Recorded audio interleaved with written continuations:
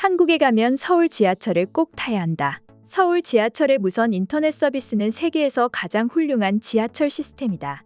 외국인 관광객과 외신들이 한국 지하철에 내리는 평가입니다. 그만큼 한국의 지하철들은 전 세계에서도 가장 인정받는 대중교통 시스템이었는데요. 그런데 뜻밖에도 한 대만인이 한국 지하철이 불편하다는 후기를 해외 커뮤니티에 올려 화제가 되고 있었습니다. 해외 커뮤니티에는 한 장의 사진이 올라왔습니다. 대만에서 온 관광객으로서 자신이 느낀 감정이라며 소개된 사진은 한국과 대만의 노선도에 대한 비교가 담긴 모습이었는데요. 즉, 대만 관광객의 입장에선 한국의 노선이 너무 많아 불편하고 복잡하다는 것이죠.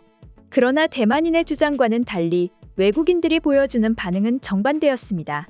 외국인들은 나는 서울 지하철 시스템이 정말 좋았다. 처음엔 어려워 보여도 막상 이용하면 편합니다. 처음엔 어려워 보였지만 한번 서울의 대중교통을 경험한 후에는 더 이상 다른 곳과 비교조차 할 수 없었습니다. 라며 극찬을 아끼지 않았습니다. 실제로 많은 외국인들이 극찬하는 것 중에 하나가 한국은 다양한 외국어를 지원해주고 노선도에도 외국어가 있어 보기가 편하다는 것인데요. 특히나 교통카드 하나만 있다면 어떤 노선도 이용이 가능하기에 너무나 편리하다는 의견도 굉장히 많았습니다. 거기에 더해 무료로 환승이 가능하다는 점은 많은 외국인들이 한국 지하철을 최고로 꼽는 이유 중 하나죠. 그리고 의외로 해당 글에서 가장 많이 언급되고 있던 것은 일본이었는데요. 외국인들은 서울의 지하철이 복잡하다고 생각한다면 도쿄의 지하철을 보아야 한다. 서울은 더 길고 더 많은 역이 있으며 여전히 빠르게 확장되고 있습니다. 반면 도쿄에는 철도 건널목과 도로를 교차하는 지상의 엉뚱한 선이 더 많습니다. 라는 반응을 보여주었습니다. 그렇다면 일본의 지하철은 한국에 비해 얼마나 불편하기에 많은 외국인들이 이토록 입을 모아 말하고 있는 것일까요? 예전 한 일본인 기자가 도쿄와 서울의 지하철을 비교하는 보도를 낸 적이 있습니다. 그중 가장 극명한 차이를 보여주는 것으로 일본의 지하철역 안내 표지판과 환승 시스템에 대한 것을 꼽았습니다. 우선 일본의 지하철역 안내 표지판은 현지인마저도 보기 어렵다고 합니다.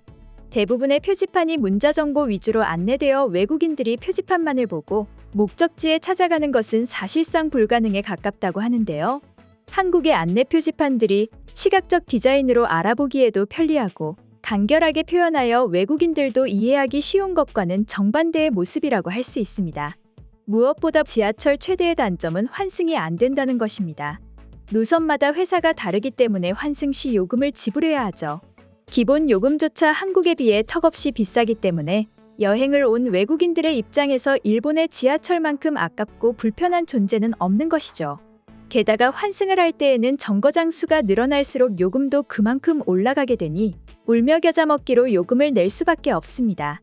결국 외국인 여행객들은 교통패스를 구입해야 하는데 이마저도 한국의 일반적인 교통비용보다 비싸다고 하니 외국인들이 불만을 갖는 것은 어찌 보면 당연해 보입니다. 또한 환승동선 역시 안 좋기로 유명합니다.